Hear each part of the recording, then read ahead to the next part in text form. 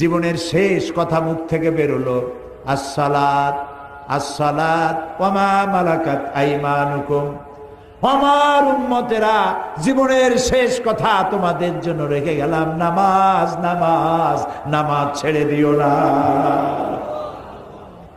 আল্লাহর নবী দুনিয়া থেকে চির জনমের মতো বিদায়ের সময় মেয়ের কথা বললেন না, নাতির কথা বললেন না, জামাইয়ের কথা বললেন না, স্ত্রীর কথা বললেন না, কারো কথা বললেন না।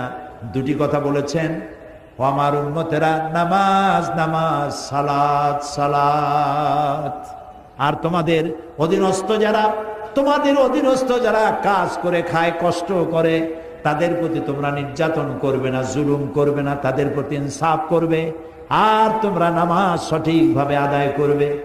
যেই নবী ইন্তেকালের সময় জীবনের শেষ কথা নামাজ নামাজ বলে দুনিয়া